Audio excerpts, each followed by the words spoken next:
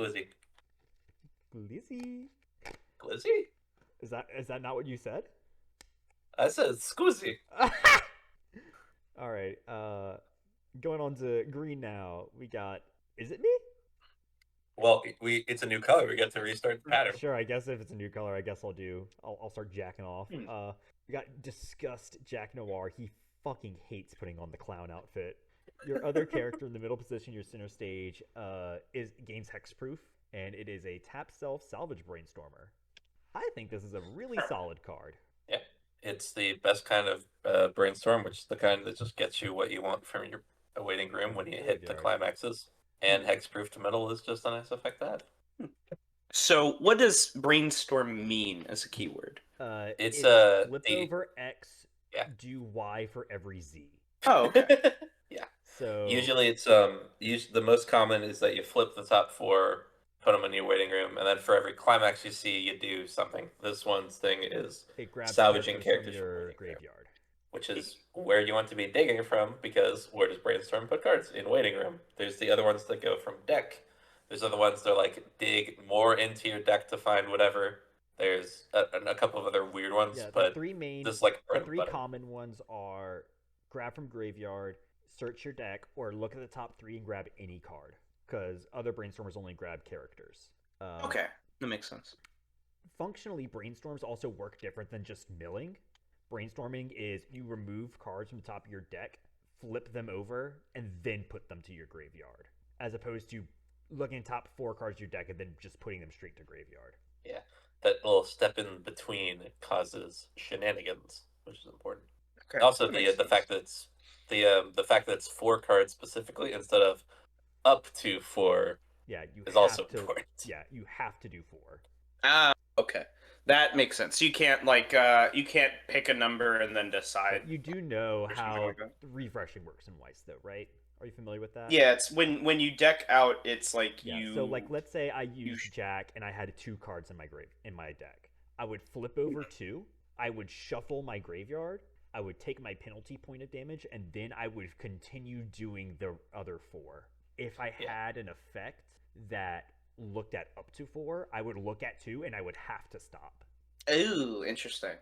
Yep. Okay. Because you can't refresh yourself with an ability that gives you a choice. Yeah. Basically. Yeah. All right, that makes sense. Flavor wise, the mechanics of this card doesn't really represent Jack all that well, but it is good to see that there's at least one Jack card here because of how immensely relevant of a character Jack Noir is. This particular iteration of him is from after the clown prototyping happened, which forced him and all of the other members of his kingdom to wear silly clown outfits. This ended up being one of the most important moments in all of Homestuck because he hates that outfit so much that he goes on a omniversal, omnicidal rampage. Like there's got to be a card for it in here somewhere. I'll go into more detail when we see it, but for now, I'm gonna go ahead and give this a D for flavor because it doesn't really do a lot of Jack stuff. Yeah. He hates a bad bitch shows up and says, "Yo, put on the clown outfit," and I think Jack's a big pussy because I'd put on anything for a bad bitch like the fucking Black Queen. You would put on any clown outfit for any clown adjacent character. Yeah, So. yeah, you're right. Your opinion here has been slightly I play Pale Moon. You can laugh at me. I remember when Pale Moon was the best deck in the game. For 1 week. Speaking of yeah, Jack here we Noir. go. Alright, so... now it's Puffin. Yeah, I'll read the card. Right. I'll make it quick. Place on stage from hand. This gets 3k till end of turn. When it's placed on stage from hand, you can ditch a card from your hand to put the top card of your clock into your stock. Turn a damage into a resource for a different resource cost. When this card's battle point becomes reversed and newfound powers of the bar climax is in your climax area, you can pay 3 and ditch a card. 2, clock that guy and deal 2 damage to your opponent. So, this is when Jack... He puts on, there's a ring that gives you the powers of everything that's been prototyped. There's 2 rings. The Prospicians get it and the Dursites get it. He puts on the Black Queen's ring after he brutally murders her with stuff that a weapon he shouldn't have had. Uh, Mostly Jade's fault, but We do. The afterwards ultimate he ends weapon up is in becoming. this set too, so that's pretty cool. Oh, the ultimate weapon is here. Yeah, Okay, yeah, we'll get to talk about that because that's quite fun. all the way in blue. But okay, so we'll talk to him about it soon. So, It's soon, uh, TM. this Does he is know? yeah, this is the moment that Jack becomes the final boss of the game because he starts obtaining these absurd powers and goes on an absolute rampage because he's so upset about putting on the silly clown. I'm seeing B pluses here. I'm gonna go ahead and give this a B plus as well for flavor because a B plus tier power level card feels about right for John, or forgive me, for Jack at the beginning of his ascension. Well, it's B plus, like mechanically, flavor wise. Would you call it a B plus? I'm gonna say maybe no, yeah, flavor wise, I'll say it's a B. All right then. Mostly because of the idea of what do you call it? Him combining with his transformation sequence as a climax. That's pretty fitting. That's pretty on brand. It doesn't have my favorite part about Jack Noir, but it's pretty good.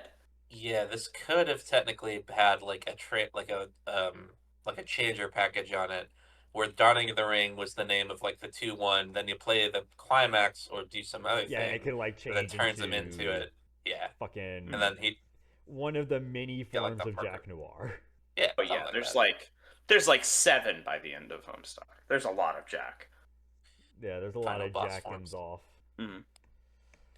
Yeah, as far as like a finisher, because this is what this card is, your finisher combo thing.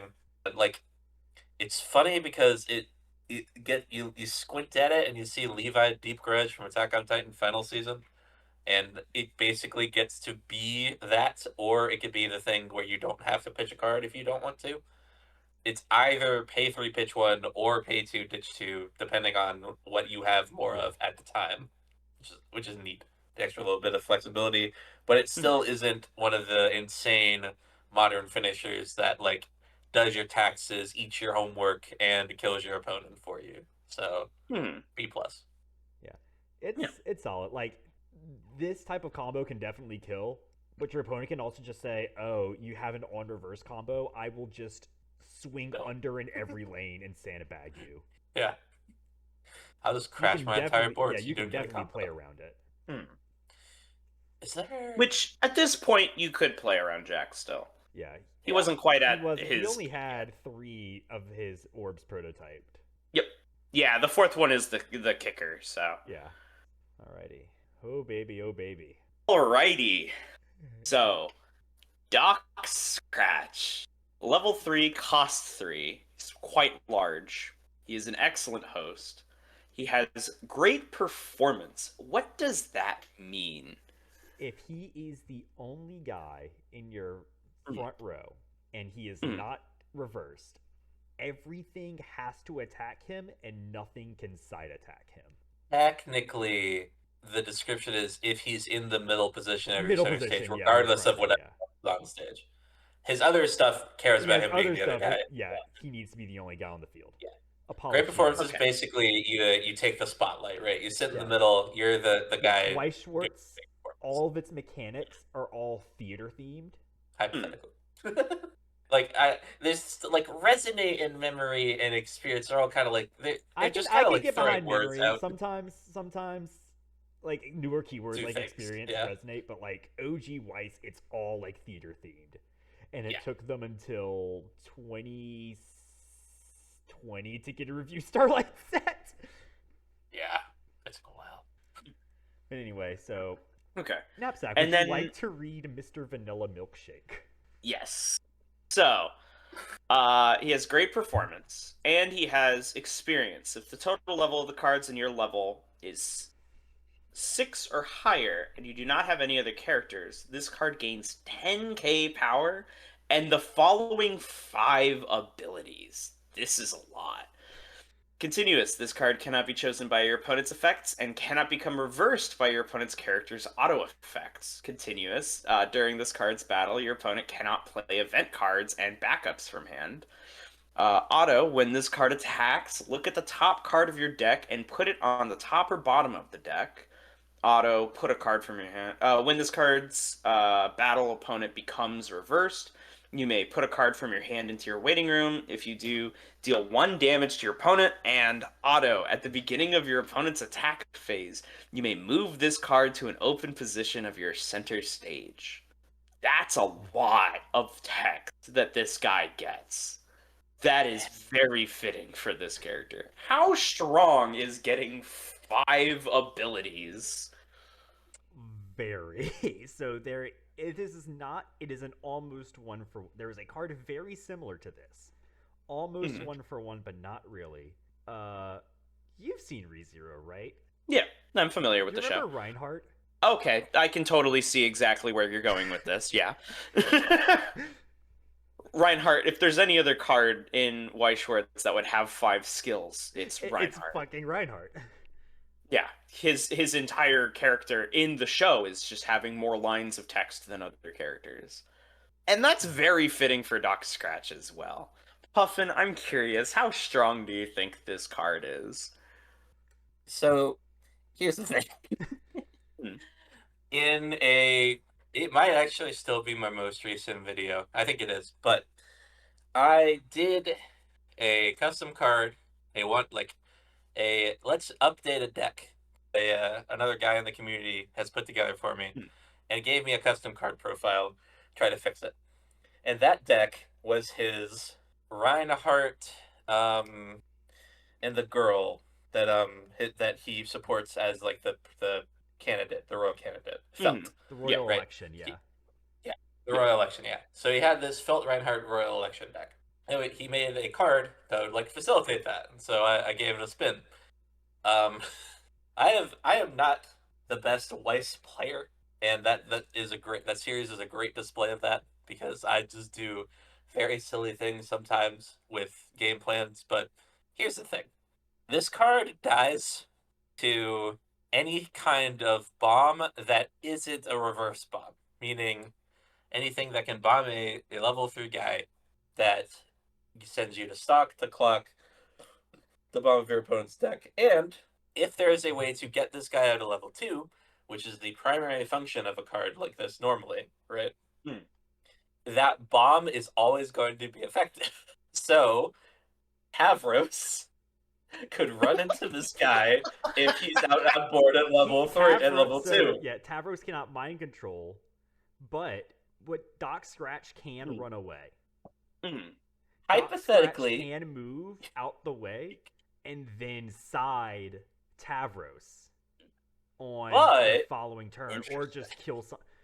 He could run into like the right position of the stage. He loses what's it called? He loses great performance. Great performance.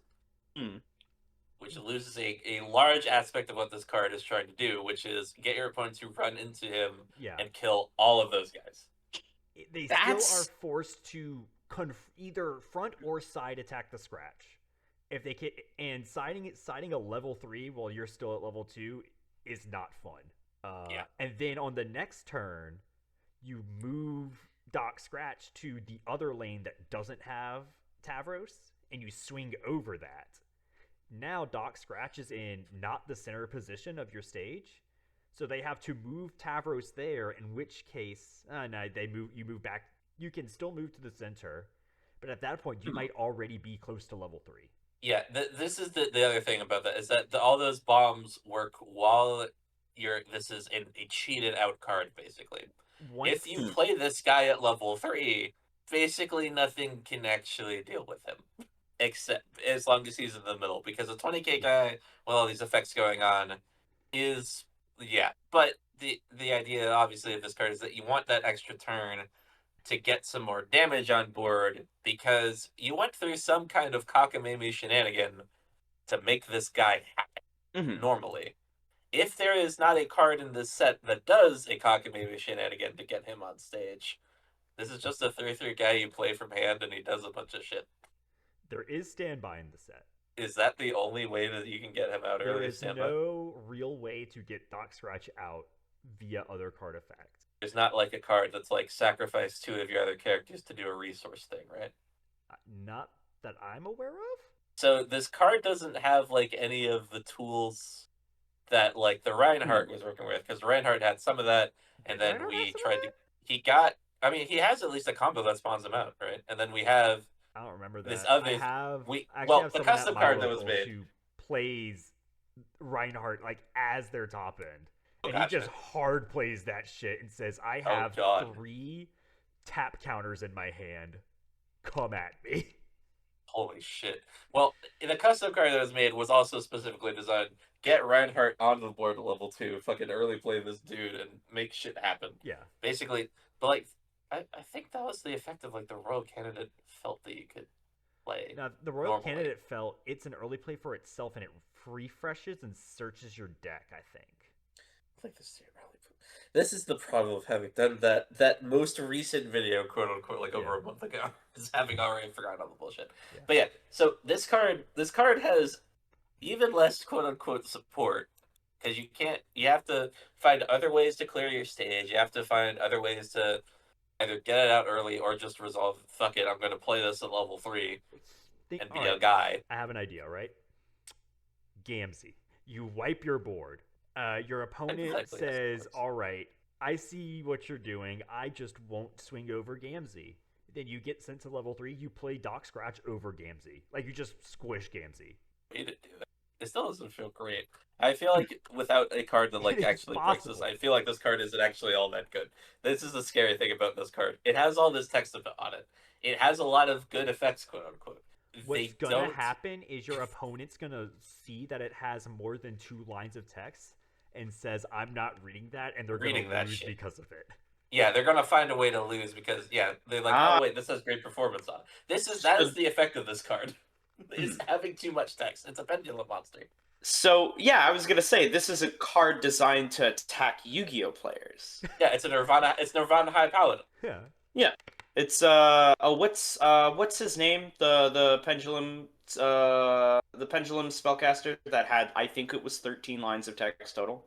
So Nirvana High Paladin was the one that gets bannered around as like the infamous example. There's other ones that have gotten worse. I think there's a Endymion because it I think it uses like a size 2 font. Oh god, right. There is an Endymion, yeah, that is also like just a bunch of text on it. It's not I guess it is technically multiple lines, but it's not like multiple lines. It's just like it's just so much text that it's almost not worth reading. And it's spell counters, so it's like, don't even bother.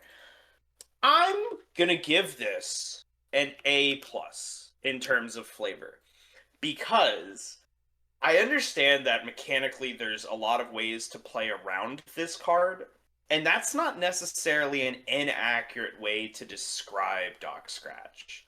Doc Scratch's thing is that he is functionally omnipotent and considers himself to be omniscient. He knows everything except for a couple of things he's not allowed to know because he has to learn them. But he knows everything else about what happens in the setting. So, because of that, he does a lot of very, very, very smug posturing. His ultimate goal is that he wants to orchestrate a method by which he can actually be defeated, because he needs that for part of his plan. It's really cool. I absolutely love him as an antagonist. He's one of the few antagonists in Homestuck that I think goes completely unruined. Because he dies before anything bad can happen to him. Exactly. He dies in a kind of embarrassing way, but he did that on purpose. So it's really, really fitting. I'm giving him an A+. The only thing that would make him like a solid S is if he did something on death. All right. But this is a very fun card to look at. 5 lines of text being added on to a card is very Doc Scratch. He is also very verbose. at times, to the point where other characters consider him to be a little annoying. So this is also very fitting. Yeah, we Yeah, like that, this. We like this manlet. This dude is yeah, that short. that does He's track very for short. also using like the old version of the text that spells out the numbers, has the Yeah. just Instead copy of and just pasting the using right like art directly. two like the actual. Yeah, instead of like trying to like modernize all of Reinhardt's text, it's just like, no, this is Reinhardt's text exactly.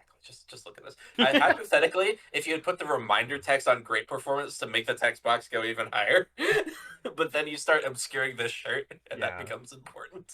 Yeah, Mr. Yeah, you just there is no more Mr. Vanilla Milkshake. There is just Yeah, word. it's just, well, you still have like the head, so you still have like the cue ball thing going on, but Yeah. like, Yeah.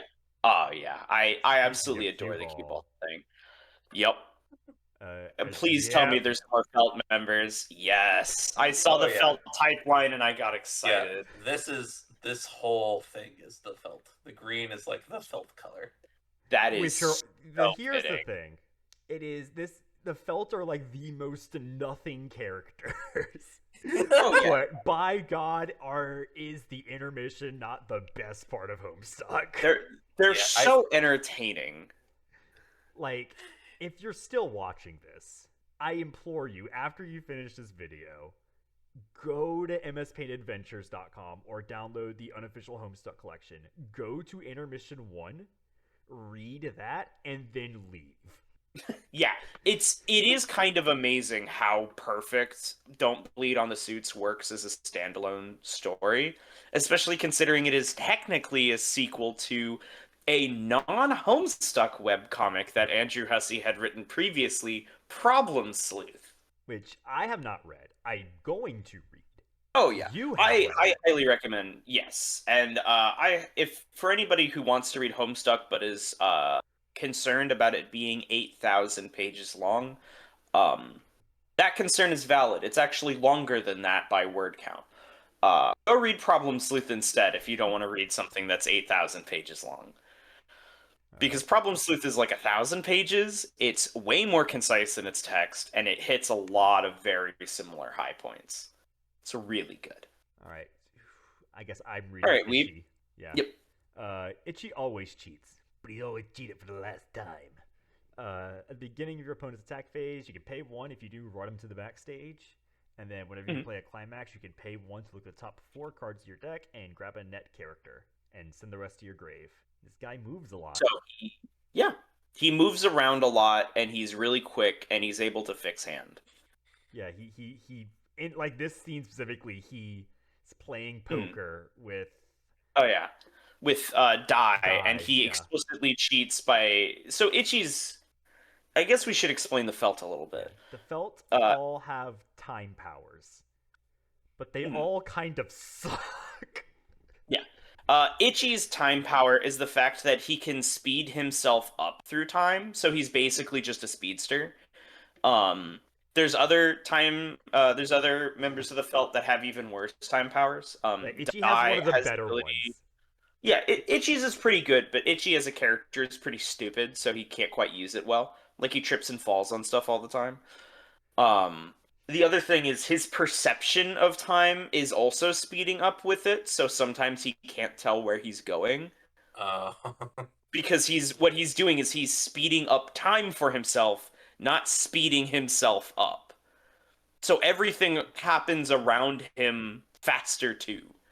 So if he dies in the future and he doesn't realize it, he just dies faster. Yeah. Oh yes. Yeah.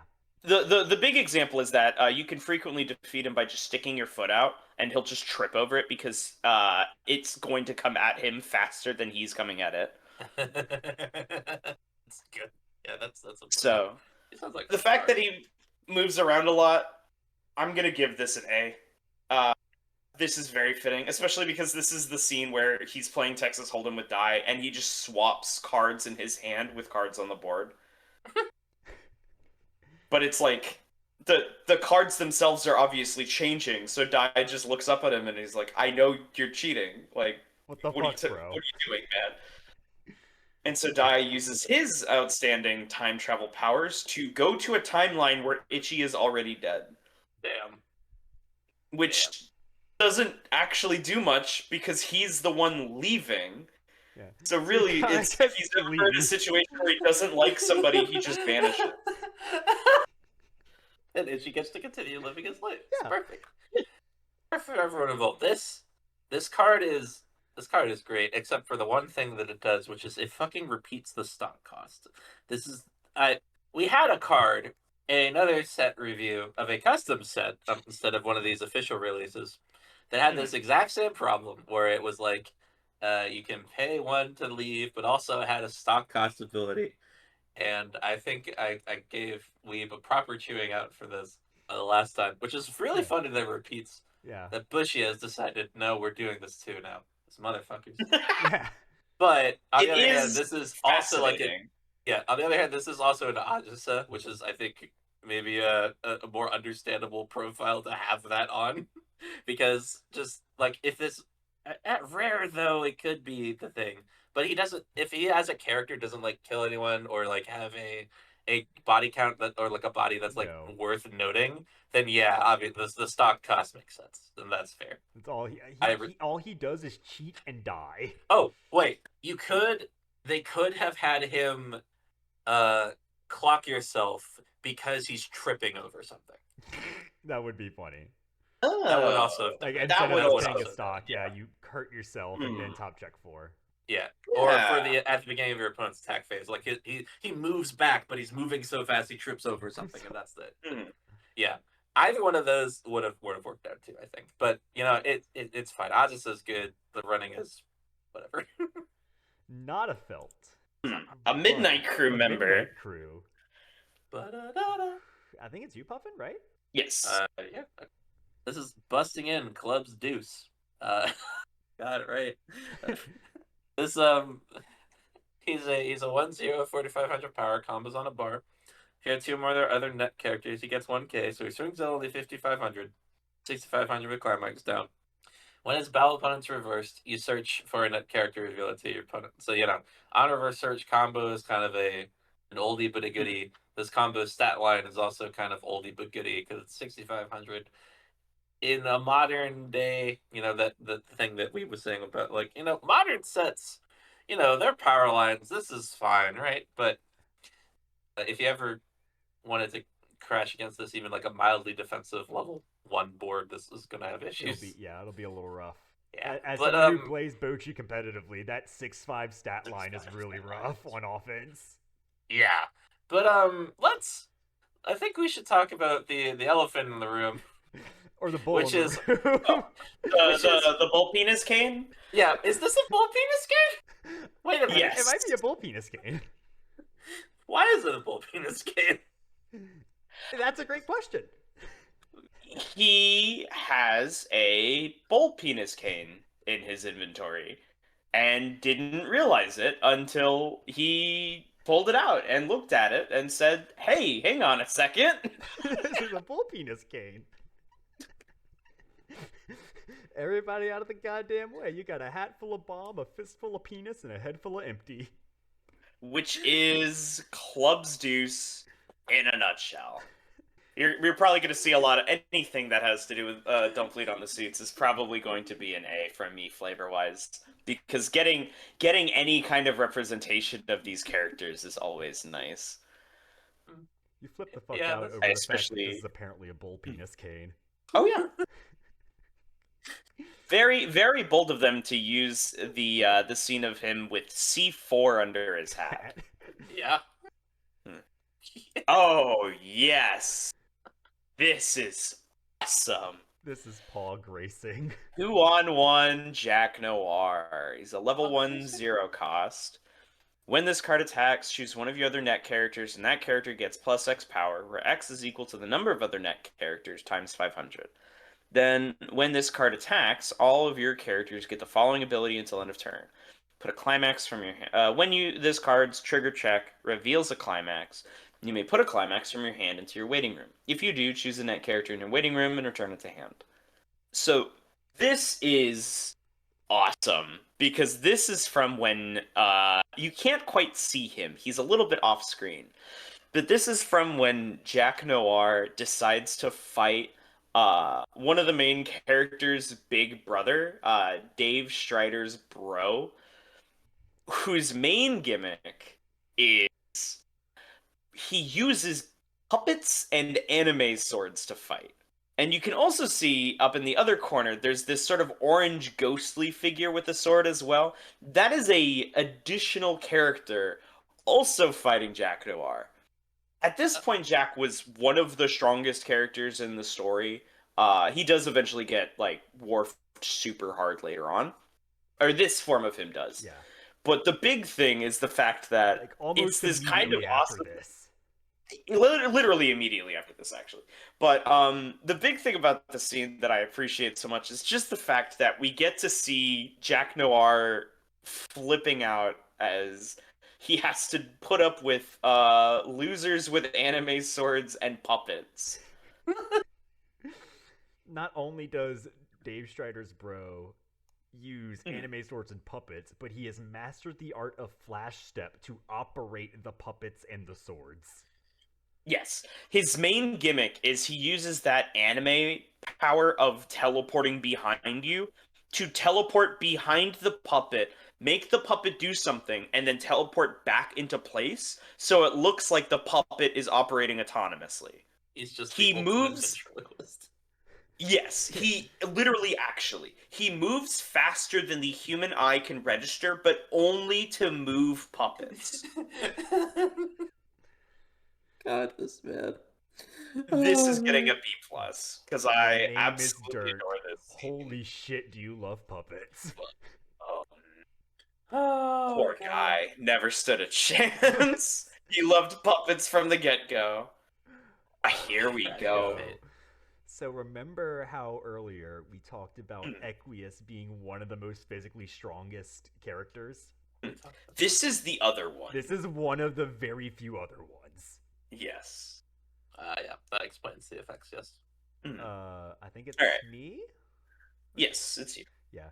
All of a sudden, Cans plows through the wall, Kool-Aid Man style. If you have 2 or less climaxes in your waiting room, he's a level 2. And on play, if you have 2 or more other net characters, he gains 4,500 power in the following 2 abilities till the end of your opponent's next turn. During this card's battle, no one can play backups from hand, and on reverse, pay 1, send that character into clock. So Cans' ability is that when he punches you, he sends you to a random point in time in the future.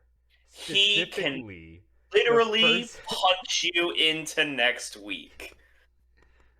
Yeah, he's and I'm giving this an S because he's putting them in the clock. So he's literally punching them into next week.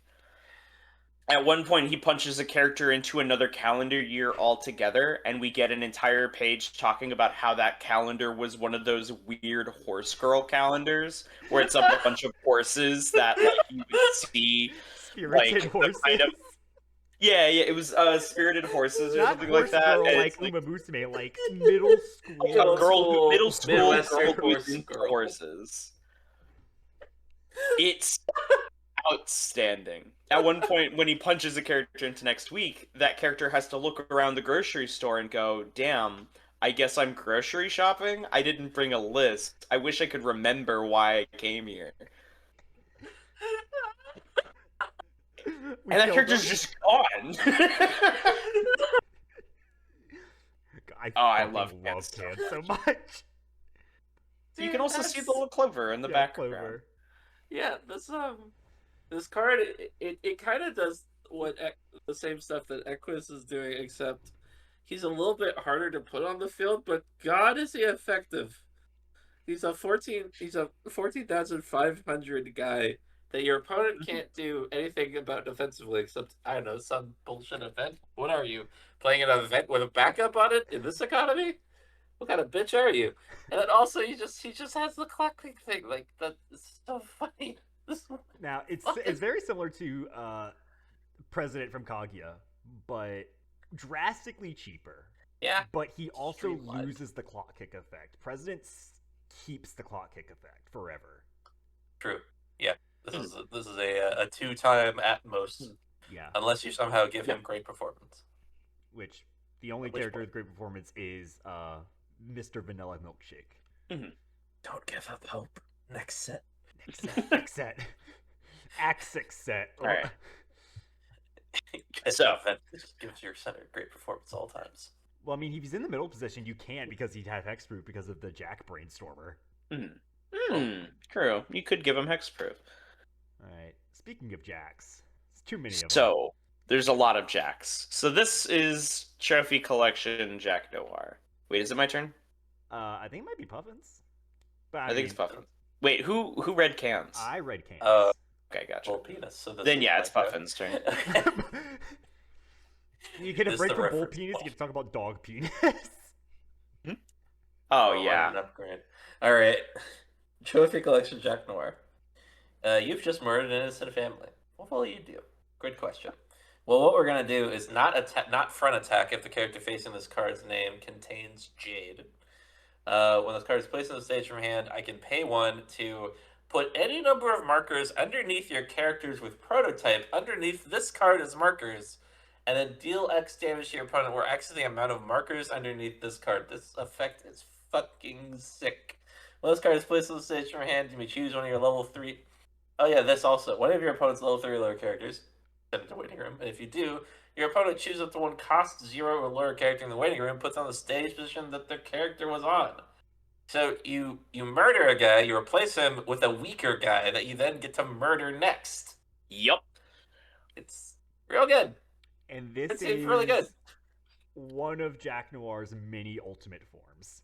Yes. So this the is from rings- when. Oh yeah, go for it. So the rings on Dursey and the other planet, I can't remember. They each have a number of orbs, essentially, corresponded with the number of players within a session. Each time a player prototypes something, not the bearer of the ring gets the attributes of the thing that was prototyped. So when Jack Noir originally gets the ring, it has 3 prototypes. It's the clowns, Clowns, birds, tentacles, and tentacles. birds. Later on, when Jade finally enters the game, because she's the last one in, her dog gets prototyped. Her dog is just also an omnipotent being as well. Yeah. That was a mistake. Unfortunately. So this gives all of the baseline enemies plus Jack Noir omnipotence. And this is like being mechanically represented by this it's this really cool scene where Jack Noir is in the middle of a fight and he's like kind of evenly matched, and then all at once he gets access to the dog's name is Becquerel. He gets access to Becquerel's omnipotence, and he just immediately sweeps the fight. So that fight is the Dave and Bro fight. Yep. Like in the middle of Dave and Bro fighting Jack Noir gains omnipotence and just fucking mollywops both of them Immediately. And this is a guy who can move faster than the eye can see if he's moving a puppet. Like, this is a strong guy, and Jack just gets so much stronger. I'm giving this an S for flavor, because the idea of him prototyping another thing under him and immediately blowing stuff up, that is literally not just anything, it's exactly what everything happens. you have. Yeah, it's so good. Yeah, any number of markers underneath your characters with prototype, underneath this card as markers. It's so good. And then he's just able to just immediately get rid of their level 3, and then just burn whatever the 0 drop they play in response is. Or you don't burn the character, you burn the enemy. So you kill the level 3 as an effect that they replace with level 0, that you kill the level 0 on attack. Exactly. Yeah, that's so perfect for Jack Noir. All right, quarters. I see they decided to go with one of the only depictions of quarters in the story. They were probably focusing mostly on using art of the characters from before the halfway point, maybe so that they can do another set in the future. But Bushy seems to have made a pretty interesting decision here to select a zoom in of another screen cap of this character for the art. They also didn't put the text box on top like they've done with some cards. They kept it on top of him. Yeah. So Yeah. he's just He's just there. This is a little fitting for Quarters. Quarters kind of doesn't have a lot going on. By the time Dope Bleeds on the Suit starts, 3 of the characters are already dead. One of them Yeah. gets brought back. 2 of them do not. Quarters is one of the ones that do not get brought back. Yep. So he's a 0-drop, 0 cost. When this card is placed on the stage from your hand, if you have 2 or more net characters, you can draw a card. If you do, choose a card in your hand and put it in your waiting room. On play, drop draw is pretty good from what I can gather. And then when this card becomes reversed, if your memory has 2 or less cards, you may put this card into your memory. It's cute. yeah, memory compression is good. Yep.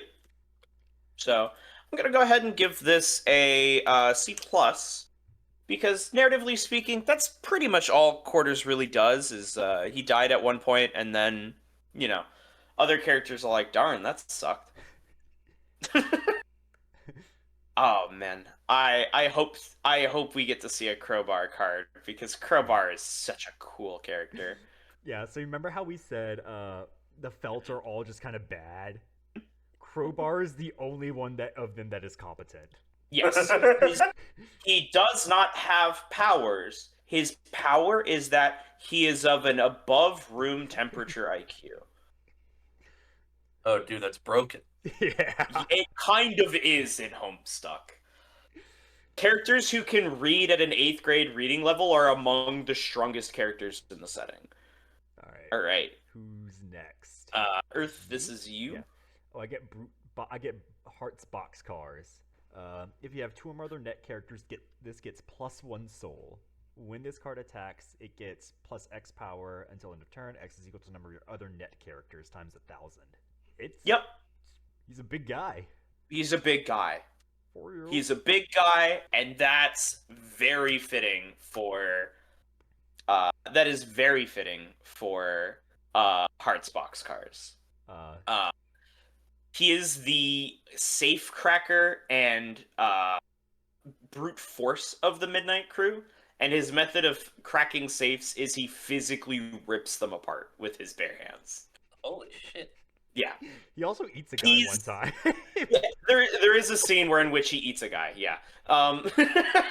He's in a fight with a guy who really upsets him because he hates time travel, and when he gets the opportunity to, he just chews the guy's face clean off.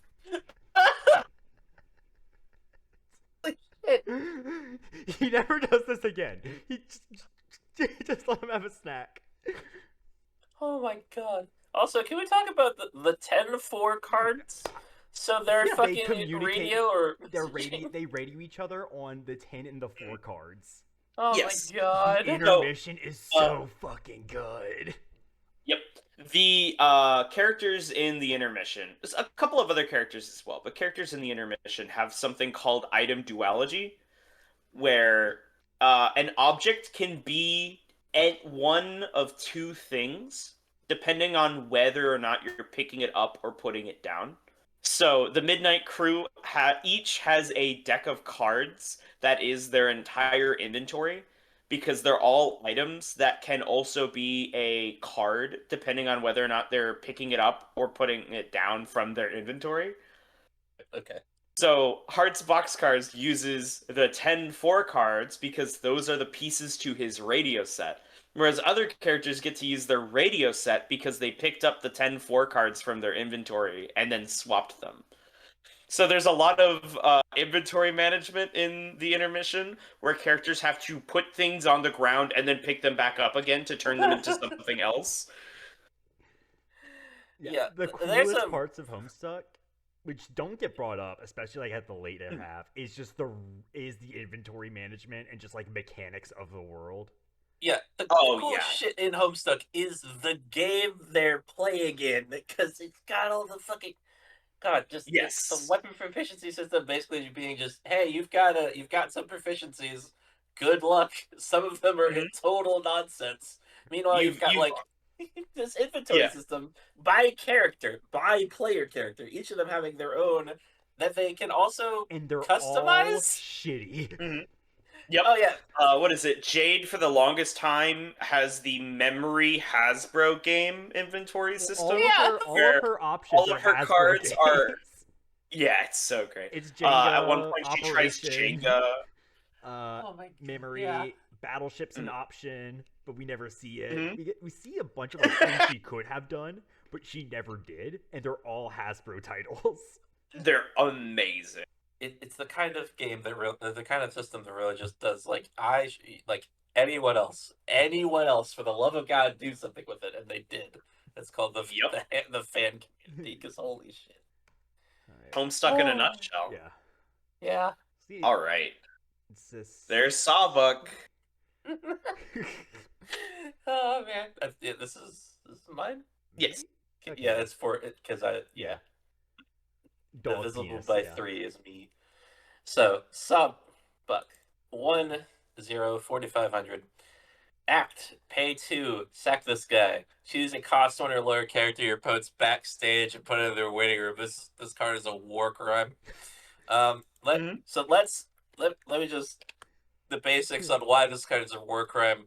A lot of your brainstorms that are often a key component of your resource management are in your backstage. Your guys that you want to have back row to give like power. Also, by the way, it's cost 1 or lower. So also like the 2-1 assists that you stick backstage. Like there's so little that goes backstage that is 2 cost or higher. This guy just wins to murder all of it, and because it's fucking his flavor is that he got killed. Well, his specific power, specifically- he's the opposite of He's cans. the opposite of cans. When Anytime he you gets hit him, you get sent through time. You both get sent through time in the past at a random point. So you have to kill him in one shot. But because he's so fucking fat and obese, you can't. He has so much HP. Hence the absolutely amazing line. Crowbar deflects the King of Spades into Sawbuck's unmissable carriage. Anytime the story can shit on Sawbuck for being fat, it fucking takes it. Like, things ricochet off of walls into him. He's basically a gravitational pull. Yeah. That's Yeah. his own kind of power. It's so good. God, murder anything. Murder whatever the fuck you want. Just kill anything. It's fine. Yeah. Totally fair and balanced. Thanks, Bush. Whack Diamonds Whack. True. This is So, me? This is me. Oh, it's you. Just hit Because we're going clockwise, remember? Okay, I guess we are. clocks. That Speaking very clocks. relevant. Clocks are relevant in the fucking Midnight Crew. Oh, yeah. How many clocks do you think are still intact at this point? So, 7. you don't have to be all... Mhm. You don't have to be all that unlucky to get whacked around with a newspaper. It's sort of a gray area. So, he has a lot of text here. Continuous assist. All your music characters in front of this card get plus X power. Or X is equal to the character's level times 500. I haven't seen a lot of music characters in this set. Genghis are rotted next week. I mean, can't could believe they would make such a huge typo, unless maybe there's another music character in this set I don't know about. I mean, Jade does play bass.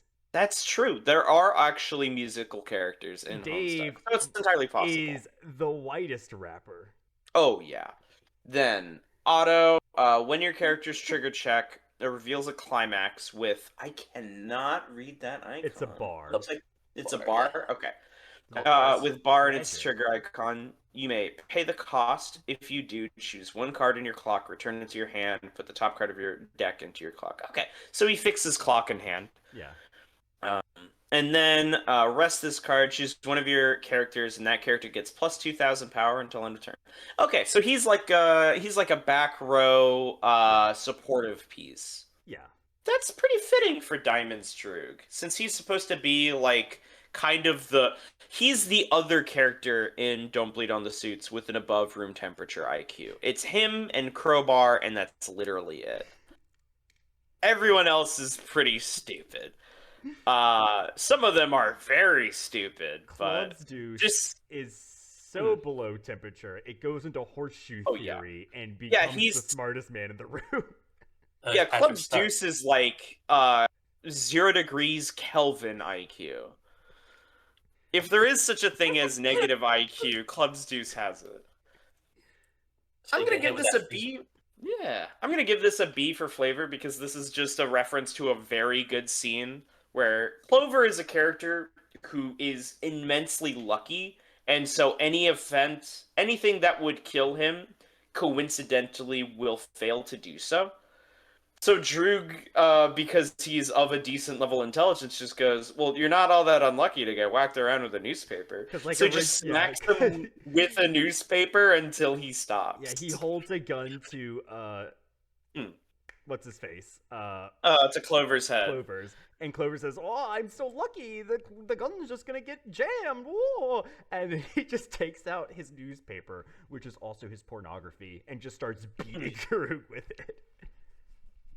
Yep, he's the only member of the Midnight Crew who hides his pornography in something that doesn't say pornography on the front. So, let's talk about pornography real quick. Oh yeah. So it is one of my favorite like character aspects of the Midnight Crew. yeah, they all just carry porn with them. But it's Club's Deuce has the black inches. and it's licorice. It's like licorice like Yep. rope. He jerks off to licorice rope. Hearts Boxcars has red cheeks It's and wax lips. it's wax lips. Spade Slick, who is also Jack Noir, he has I forget what it's called. It's I think Terrier's Fancy or something like that. Or Fancy Which Terriers. are little licorice Scotty dogs. And then Diamond's Droog has Gray Ladies, which is just actual porn that he hides in a copy of the Gazette. Like he's the only one who just jerks off to women, which is really weird Yeah. because humans aren't native to them. They don't know what a human is. Only this in this setting, and yet he still has pictures of like human women. Naked. Oh, some things just transcend dimensional boundaries, and women are probably one of them. Let's be honest. Oh man, True.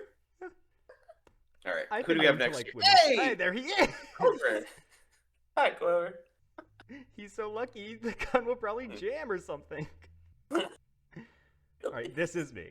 When you use the backup, perform the following action. You may choose one card in your hand and put it in the waiting room. If you do, look at the top card of your deck and put it on top of your deck or into your waiting room. Perform this action as many times as you like. So you play the counter and you look at your hand. You say, "Damn, I got 8 cards in hand because I'm cheating and I didn't discard to hand size." And you discard a card, you look at the top, and you say, "Nah, I don't like that. That's going to make me stick damage." And you discard it. And you discard another card and you do it again. You do it so many times, eventually you get lucky enough and you'll cancel. It's also 2/5 backup. Yeah, this kind of effect has been done with events a decent amount, but this on a character backup is interesting because you also have the power on top of it. Konosuba had it. Yeah, I just haven't seen any of the characters that have it really. Like, I'm sure that they have done it before. This is a reprisal. It's interesting. Hey, Alright, but yeah. So the fact that the way you describe this effect, he can just guarantee that you can cancel a damage. Literally how Clover works. That's just how his ability is that he's too lucky to be dealt any meaningful damage.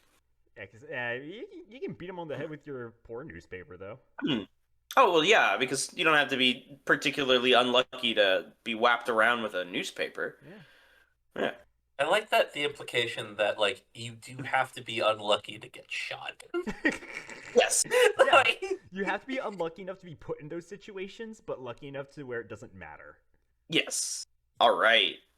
Dirty Job Spade Slick. Oh, baby, oh, baby. It's puffin'. You introduce your cast iron horse hitcher to your new friend. During your turn, if you have 4 or more of the net characters, this card gets plus 6k. When it's placed on stage from hand, if you have 2 or more of the net characters, you get draw 2, and if you do, ditch 2. And when it's placed on stage from hand, if you have 4 or more of the net characters, you can stock a net character in your waiting room. This is a profile that exists in Weiss Schwarz, and it is like for a while it was just a insane thing to just that custom sets just love giving out because like why wouldn't you? It's a 2-1 that has all this advantage and filtering shit on it, and 2-1s are kind of like meh in a lot of situations. So it's like yeah, so having like you a get good things. this is like the go-to like good level 2 profile. Yeah, It it's does like everything you want it to do. sometimes Bushiroad's just like, yeah, we'll just give this to a set. More and more sets get things like this nowadays Yeah, because that's well, it the started power with of like Power League. Overlord, I think, with the maid, Yeah, that was like, who's yeah, a where the constant 10k, and then they did it with JoJo's with the Dio, who is the same. He's only big on your turn. yeah. And I think every other card since then has been like this. Actually, no, I think the Ruby one, the Noro, is cross turn 10k. I don't remember. Yeah, I think that Kotori is also 10 kick roaster from Dal. Maybe, I don't know. It's a good effect. Yeah, it's decent. Strong effect on a decently cost card. Very Spade Slick. He's a very down to business guy, and he's so for context. Spade Slick is Jack Noir in a different game session, meaning he doesn't have all of Jack Noir's crazy powers, and instead he just beats people with a cast iron horse hitcher. There's a lot of Jack Noirs. There's a lot of Jack Noirs. By the end of it, yeah, I think about 7 because there's Jack Ascended, there's Noir, there's Spade Slick, there's Union Jack, there's White Jack, which isn't technically a Jack, it's actually someone else, but they look like Jack. I think there's one more. I'm trying to think. Oh yeah, Cyber Jack. Yeah. Cyberjack. RoboJack. Yeah. Cyberjack. Yeah. Jack Noir as a cyborg. When Andrew Hussey goes into the story and heals Jack Noir from dying and turns him into a robot, and in response, Jack Noir decides to stab Andrew Hussey, which is a very Completely valid valid. response. Completely Yeah. valid. If Andrew Hussey was feeding me melted down licorice Scotty dogs out of a baby bottle, I'd probably stab him. I feel like that's not it. I feel like that's. Oh, How do I feel she's about such that? a bad bitch, though. Yeah, Snowman. that's a good card. This card can be regarded as huge bitch. When this card becomes reversed, you may put 3 cards from your hand into your waiting room and pay 3 stock. If you do, at the start of the encore step, put all characters from both players' stage into their memory. It's just boom. Word clear. Everything's gone. You can't get it back. Yup. That's immensely fitting. And then, when your other felt character attacks, this card gains 1500 power until end of turn. Yep. So, just for that second effect, this is an S tier. Yeah. So, Snowman, each of the members of the Felt has a time power. Snowman's is the most stupid. If Snowman dies, the universe ends. Oh. Yeah. Okay. Because she's Yeah. the 8-ball, and if you pocket the Yes. 8-ball, the Eight game, ball. Yeah. The game's over. Game over. Because you either pocket it early and you lose, or it's the last thing you pocket. But either way, when the 8-ball hits the pocket, the game ends. Yeah, no. S rank. The only thing I wish this did, I know Bushy would never put this on a card. I wish this card said if this card becomes reversed, both players lose. That's kind of what the whole board is intended to be. I guess because it's the Yeah. idea of like, if there's okay, the connection between the intermissions and the main story. If bullshit went down in the interlude that somehow ends the world there, it doesn't end the main story though, right? Because that's its own pocket dimension, its own pocket world. Ends half of it. It's half of it's a complicated thing. Okay. Yeah, there are multiple universes in the story of Homestuck. Some of the main characters of Homestuck exist in a universe that contains the Snowman, Okay. Gotcha. and therefore, when Snowman dies, that universe ends. Instead, There are other ways to end universes as well, which also happens in Homestuck. Right. Okay. So if you go about it in a way that, okay, but destroying her doesn't destroy. It just destroys the destroy one all universe, not every universes. universe. It destroys every universe connected to the Felt universe. Yes. Like, okay. It destroy the best. So the thing about Homestuck is that there's actually a lot of nested universes. There's a lot of universes within other universes. Yeah. And the universe that the kids play in is within the universe that the trolls play in, which is the same universe that contains the snowman. So that would destroy everything. It would destroy okay. everything Yes. relevant. We'll go with that. Yeah. Gotcha. Okay, Yep. then yeah, you're right. They- Losing the game would be fair then. Yes. They do find a way around it though by just leaving and going to a different universe. Place. Which is entirely what Act 6 is about. Yes. Oh. So the reason why Act 6 is so long is because the entirety of Homestuck has to happen again because the universe ends at the end of Act 5. Right. So Act 6 is a repeat of all of Homestuck, but in a different universe. Right. It's like going from part 6 to part 7, but what if part 7 was as long as parts 1 through 6? Yeah. Okay. Yeah. Okay. Yep. That's why I like to describe that as the bad half of Homestuck, because as much good as there is in Act 6, there's a lot of other stuff in Act 6. Well, there's just a lot more everything else in Act 6. I'd put on a clown outfit for her. I know you would. Same. This one doesn't want the clown outfit though. But like, it's similar if you squint hard enough. No, this one wants the green outfit. Yeah, I'd put on the green outfit. Yeah, that's not even a question. I just have green clothes. It has Exactly. that the antagonist from Kim Possible vibes. Oh, Shigo? Yeah. Yes. Yeah, it's that very bright felt green. Yeah. All right. Other felt member, Stitch. Stitch. It looks like it, right? No. Yeah. Wait, Yes, clockwise. Yes. because I just Yeah. Stitch says put the livestock knob and settled the hell down. When this card is placed on stage, you can salvage a character from your graveyard, put it to your hand, and then on attack, ditch 2, mill the bottom 4 cards to your opponent's deck, and for each climax, burn 1. That's a solid off finisher. Yeah, solid off finisher. I'm gonna give this a C for flavor, because this doesn't do a lot of what Stitch actually does. So Stitch's time power is he has effigies of characters, and he can physically heal them by fixing the effigy. So it's as if he's rewinding time on their wounds. And the reason why this is a time power is because he can also do this to the fabric of space-time. Space-time. Because the fabric of space-time is a specific character's coat. Right. Okay, you know, this could have been a heal from, like a return to hand from clock instead of a salvage. Yeah. Mm-hmm. That also would have done that. Would have gotten that flavor across a little. Yeah, it would have gotten a bit of the healing back. But yeah, salvaging kind of is a form of healing, just less. Not really healing, but you're bringing back like.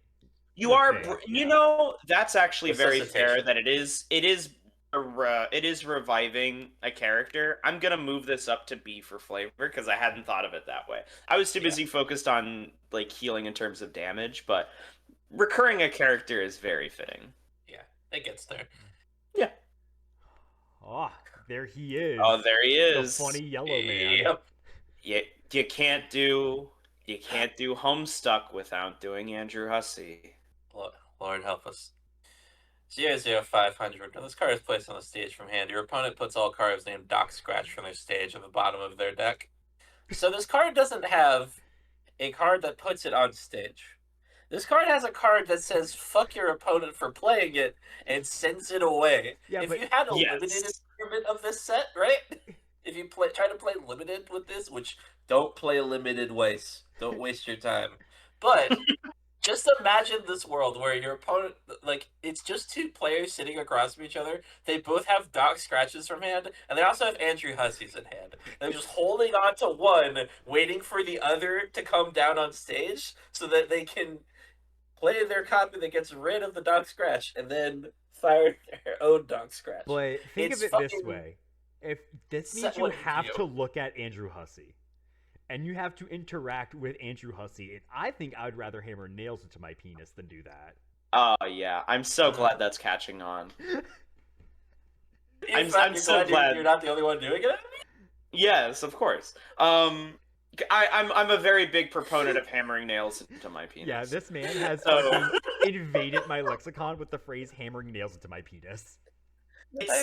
It's such a very descriptive term to describe exactly how much you don't want to do something. Yeah. It generates an image. So I said that I don't like subconsciously in front of my bandmates, and one of them goes to the card shop, so like they know that like I will say that. So I say, damn, I would rather, you know what? I say I'd rather hammer nails into my penis, just not even thinking about it. And my bassist looks at me with the most confused and concerned look and says, BJ, what the fuck did you just say? And my singer says, yeah, he just says that sometimes. Yeah. God. I'm giving this an S for flavor because this is literally what happens in Homestuck. Yeah. Andrew Hussey shows up out of nowhere as a completely irrelevant tool and just gets rid of one of the strongest characters in the entire story. He could not figure out a way to beat Doc Scratch, so he had to write himself into the story to do it. Yep. This is, I kid you not, this is one of the things that my autistic friend praised about the series for. The happiest moment in it. Andrew Hussey busting into his own story so he can get rid of Doc Scratch. Uh-huh. This was part of his life mission to gas that man up into like infinity. Oh man. It's more often than you think. Right. There's many such cases of that. Many such cases. So, yeah. So this is literally what happens. Is Doc Scratch sets himself up to be one of the most powerful antagonists in the entire story. He sets up all of these different pieces like dominoes, and then Andrew Hussey literally breaks into the panel and then beats him with a broom until he stops moving. Note, And Andrew that's Hussey just is how Doc still not Scratch the dies. most powerful being in his own verse. Oh yeah, Yeah, no, just- explicitly. Andrew But Hussey. wasn't this also part of the plan in the first place? Yes. Yeah. This was Doc the Scratch- character Doc he Scratch invited? needed to die to bring the Yes. ultimate final boss into existence. Yes, he was the So his last plan ball to is get to pocketed. monologue so hard the author of the series gets fed up with it and beats him to death with a broom. Very Monty Python. Like this is yeah, God. The card is horrendous unless you're playing exclusively like Homestuck Limited. Which This is why I'm card bringing is it awesome F, but- unless you're not playing Homestuck Limited. Play Homestuck Cube and just Yeah. have one copy of each of these. No, you have I- like that's four, what you have you're at. 4 copies of Doc Scratch and 1 copy of Andrew Hussey. Someone drafts Andrew Hussey, and everyone who is playing Doc Scratch is fucking afraid. No, my Doc Scratch Turbo standby deck. There was like one standby deck because everyone else had the same idea, so they drafted all of them before me. God, don't play Cube Weiss either. Ah, there he fucking is. There's biscuits. Probably my favorite felt member. This flavor text is fucking incredible, yeah. Yep. The oven doesn't really have any magical time properties to be negated. It just travels into the future at a rate of 1 second per second, like everyone else. So what he does is he has an oven, And he just, sticks his head inside of it. He hides in the oven and sets the oven timer. And when the oven timer goes off, he pops out. And he believes he's traveling into the future. Okay. So the oven also isn't like for anti-time magic either. No, It's just an no. oven. This No. gets brought up later. So Crowbar, his ability, he has a weapon that can negate time powers. Right. So when they try, They use it- They use it on the oven, and nothing happens. It just dents the oven. Yeah. Okay. It's just some fuck ass oven biscuits found and said, "Yep." So he doesn't have any powers either. Nope. He's just a guy. He's just a guy. He's just the dumbest member of the Felt. That's incredible. And then you look at this ability. All right. Who is So he's it? a guess it's who's you. who is this? I think it's Who read last? me. It's on you. The Okay. rotation Okay. holds. Perfect. So, he's a 0/0. At the beginning of your opponent's attack phase, you may put a card from your hand into your waiting room. If you do, choose one of your other characters and put it face up underneath this card as a marker. At the beginning of your next draw phase, choose one character from the markers underneath this card and put it on any position in the stage. And then you can rest him to choose a net character, and that character gets 1k power. So he grabs someone and he puts them in the oven, Yeah. and then he just takes them back out later. Yeah. Unlike in the story where it does nothing, in this context, it's the fucking fridge from Indiana Jones. Yeah. Yes. In the story, yes, that is how it works, kind of. There is a point where Spade Slick discovers that you can put any number of things inside of Biscuit's oven. It's a space thing, not a time thing. So Because one he's the part of things- a gang of time things, he thinks it's a time thing. That's incredible. One That's of- But at fucking one point, incredible. they fit the entire felt into the Biscuit's oven. Plus, like, 3 more people that were just standing around, and they're like, yeah, why not? One of the things. So you're talking about the Indiana Jones fridge. So Biscuits shuts himself. Biscuits gets back into a corner. He's like the only surviving member of the Felt, and he says, "Fuck you guys! I'm going into the future where I don't have to deal with y'all," and just jumps in the oven. So what they decide to do is they decide to put a bomb inside the oven and wheel it off to win and rig it to explode when Biscuits comes out of the oven. Oh. So he's just stuck in the oven. And then he tries going out of the oven and then dies. Oh. Yep. Oh, It's so great. I'm giving this an S for flavor because Biscuits is shoving other people's heads in his oven, and that's always good. That's the New Year's resolution. If you haven't had one yet, it's March already, I know, but if you haven't had one yet, shove more people's heads in. To your oven. Start today. Make Do a it now. difference. Right. Do it right now. Don't finish this video. Go into your oven and just shove your head in it. Well, you can leave the video running while you go do that. It'll finish Put it itself. on repeat. Yeah, put it on. The Build up video that watch will time. progress forward at a rate of 1 second.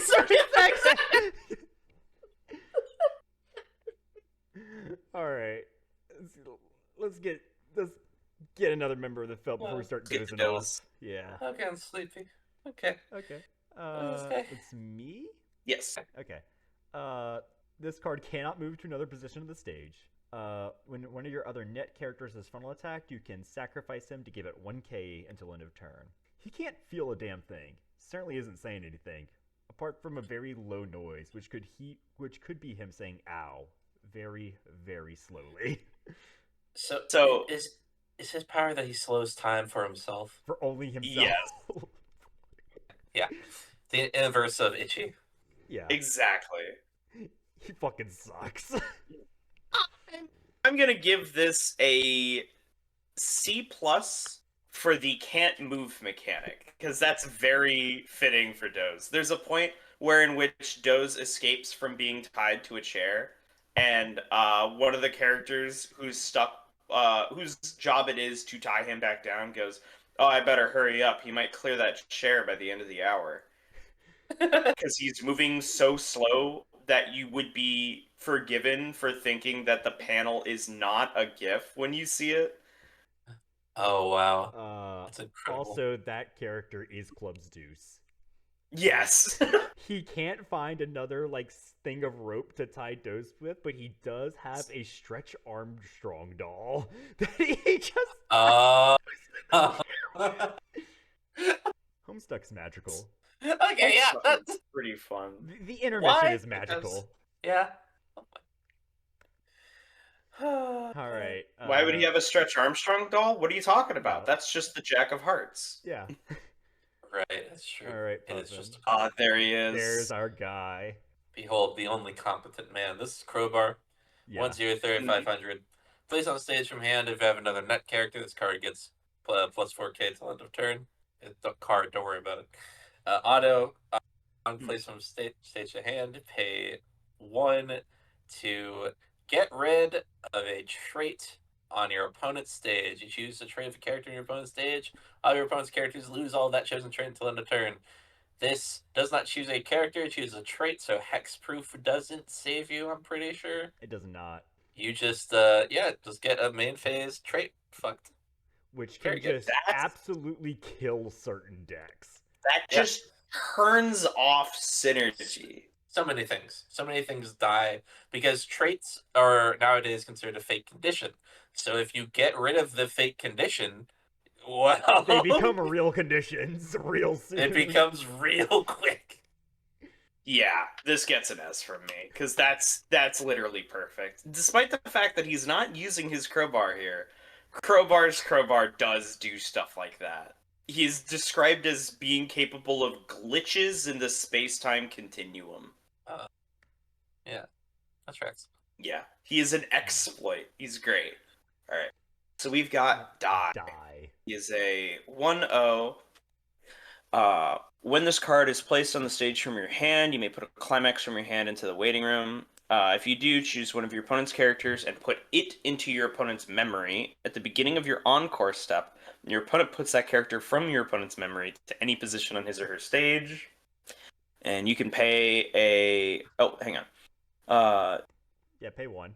Pay 1 and put this card into your waiting room to put the top 2 cards of your deck into your waiting room. Choose one level X or lower net character in your waiting room and return it to your hand. X is equal to the total levels of those cards. So that, I think they meant to put an act there on that second line of text instead of an auto, unless it's missing like an on-enter effect or something. Or I think that is an act. Should be an act. Okay. That happened constantly in Vanguard, where Bushiroad would just put acts on auto abilities and stuff. Yeah. It was really funny. These are the prototype cards. Yeah, Kadani sent these in a .jpeg file. The people from my LGS who went to Gamma Expo got me these files because they're so cool. Okay, you didn't get it as like a single like a PDF, like a single image. They had to like go in and cut out all the images from manually. No, not yet. Okay, all right, that's next year's, I think. Probably. Okay. So, I'm giving this an S for flavor because that first effect is literally technically would only be more accurate if Dai himself was being put into the memory, but that is really, really fitting. Because it's him entering a universe in which that character is not present.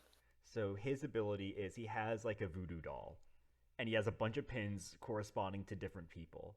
And whenever he puts a pin in the doll, he goes to a universe where that person is dead. So when he puts a pin for Spade Slick, he gets transported into, like, it's obviously the same place. Yeah. But it's just a complete desert with no... They're normally fighting in a city, but when he goes to a world without Spade Slick, there's nothing there anymore. It's just an empty wasteland. And when he comes back, Spade Slick says, "I told you, I made this city." It's like a throwaway line earlier in the intermission, because it's like, he's like the head honcho. No, he literally made this town. It's so great. That's pretty good. All right. We've got Finn. thing. this is this is me. During your opponent's turn, this card gets 1,000 power. When this card attacks, note the stage position facing this card. At the start of your opponent's next turn, all characters on that stage position get minus 1,000 power. It's like, okay, sure, man, you do what you want. So Finn's ability is that he fucks with you from the past. Yeah. He can see the futures of other characters as a trail that he can follow. And then he can mess with them from the past by physically affecting the trail. So this effect of him looking at where a character is going to be and then on the next turn giving that potential character minus 1,000 power, that is awesome. It's great flavor. I'm giving that an S. Yeah, it's like it's a hilarious But thing to do to someone. you can interact with Finn from the future. So like whenever Finn interacts with you, you know, oh, Finn just interacted with me, and now I know where he's probably going to be or where he has been. Yeah. So you can fuck with him that way. Doesn't that also kind of like close its own causality in a way where it's like if you go after him, you're like going to where he is, meaning that it's like inevitable to that is how they defeat him, because they radio each other to try to like follow him following someone else. Dude, that's fun. That's a funny ass power. Speaking of stupid ass powers, Trace is the opposite of Finn. Trace fucks with you from the future. Now this is amazing. Yep. He can see where you have been with your past trail, and then from there he can mess with you. It's so great. Machine, what are you doing? What are you doing over here? I believe this is Puffin's read. Yeah, this is Puffin's read. Mm-hmm. Stage position across from this card was empty at the start of the encore step. Last turn, this card's attack is treated as a direct attack. If the stage position across from this card had a card on it at the start of the encore step last turn, this card's attack is treated as a frontal attack. Now, what happens when you frontal attack an empty space? Well, Weiss is actually very familiar with this. It just happens. Right? So if you go through all the steps, you would normally go as if it were a frontal attack. You would still get a counter step, which means you can back up for a character that's not there. Now, here's the thing. If you played a normal backup that gave power to a defending character, it would just do nothing. You would discard a card for free. Yeah. Mm-hmm. If you played an event backup that did something, you could like Pesterlog. You could do Pesterlog's effect on a frontal attack that quote unquote did not happen. That's awesome. This is just an objectively worse card. So here's the thing, right? Because that other version also means that it's a guy who just natively dodges blockers. Mm-hmm.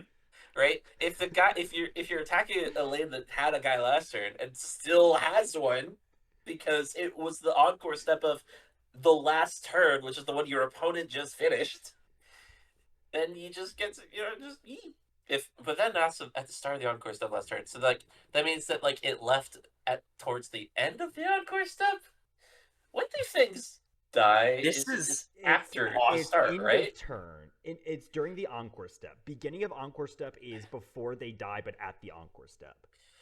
So if there's a guy who didn't get encored there, it just is a front attack now. If a guy gets put there during your turn, it's a direct attack.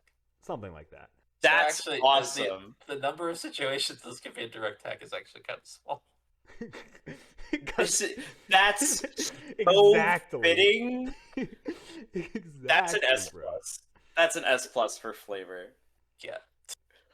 Weird and kind of inconvenient and completely unusable. Yep, that's a felt. Like at that point, it might actually be worth power back, but they're like, nah, this is zero effect. It's fine. It's just a 1/1 vanilla. Oh god. Eggs. Son of a fuck.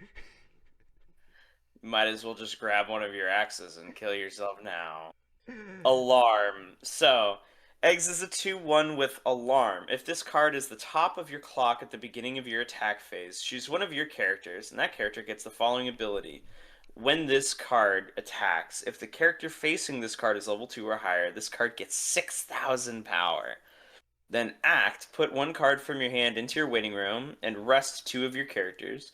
Choose in your waiting room one character with the same card name as a character on your stage or your opponent's stage, and return it to your hand. So, Eggs' power is that he has an egg timer that he can use to go back in time as far back as he puts on the timer. So, if he puts it back 5 minutes, he'll go back 5 minutes in time. So what Eggs does is he puts it back 1 second and goes back 1 second in time to duplicate himself. Specifically, Biscuits gets in the oven, Eggs picks up the oven, and then fiddles with his egg timer and makes an infinite number of eggs and biscuits. God. It's insufferable. Neither of them are anywhere remotely competent. The only reason Eggs does this is because he does not know what else to do with his egg timer. Oh no. The ability to recur like that is very Eggs. The only thing that would be more... I'm gonna give this an A. The only thing that would be more Eggs is if he just literally made token copies of himself. Which Yeah. is not a thing in Weiss yet. Good. People have tried. People have tried I making am tokens. people. Yeah, it's a thing. It's a vibe. Yeah, God. this card fucking sucks. It sucks eggs. Yeah, it sucks eggs. Yeah, it could be better.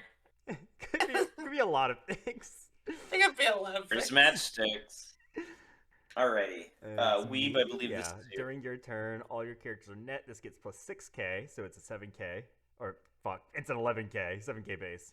When this card becomes reversed, you can discard a net character and send this to memory. At the start of your next turn, you can choose a matchsticks in your memory and put it into your stage. Yep. So that's decently fitting. Matchsticks' ability is that he can travel through time through fire. He has to throw himself into a fire, and he can leave out of any other fire in the timeline. So he carries around with him a fire extinguisher at all times. Because he's not fireproof. Yeah. So after he comes out of the fire, he's on fire. So he has to use the fire extinguisher to put himself out really quickly. And he can also just put out the fire to stop people from, like, following him through time. Oh, yeah. Because he can be followed through fires. For some fucking reason. Yeah, it's awesome. I'm giving this a B. This is fun. It's a good standby target. We'll go with that. Was this like a reference at the time he was writing this to the series Who Shall Not Be Named? There's a lot of those. Ooh, there's a lot of those. Homestuck is one of them. Yeah, that's fair. The one with the lightning scar boy. Oh. Yeah, because how they have the powder. Strixhaven. That one. You know, where they got the magic power that they throw into fireplaces so they can teleport places. I don't know. It feels like it's half a reference to that. It could be. I mean, a little bit, yeah. It's entirely. There is an explicit Lord of the Rings reference at one point. So that this could actually At be. one point, I guess this could actually be that thing. The entire end goal is Lord of the Rings. Yeah, that also though does give Andrew Hussey the idea, credit, when in reality it was probably just like a thing. Yeah, I don't. Yeah, never mind. Giving him credit for making that reference is too far. And then Yep. the piece de resistance. You hate time Waste travel, you hate time exactly travel, you hate 4 time travel, hours you on hate this time time travel, you hate time travel. travel, you hate time travel, you hate time travel, you hate time travel, you hate time travel, you hate time travel. I literally, when I first saw this card, I read that out loud to myself. Yep. This is a 2/0 event in green. You may choose one of your level 1 or higher characters to put into your memory. If you do, choose up to one level 0 lower net character in your waiting room. Put on any position of your stage as rested. Choose up to 2 characters in your waiting room and return them to your hand. This is the duplication moment, obviously, that we were talking about earlier. Also, Yes. the idea of just like this is kind of insane as an advantage space. Like, oh yeah, I'm gonna take that guy. It is a +1. It is emo swing, but it's free emo swing, but the character comes in tapped. Yeah, which does do. It does stop some bullshit.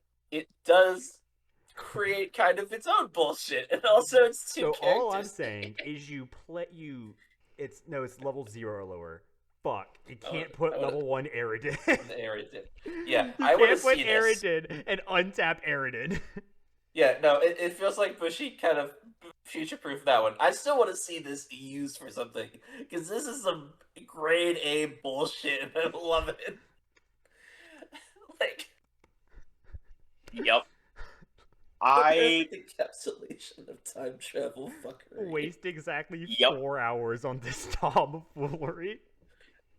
And then, if there was a card in the set that could salvage the event, that also happened to be like a level 0 that triggered when it was placed from waiting room. If only.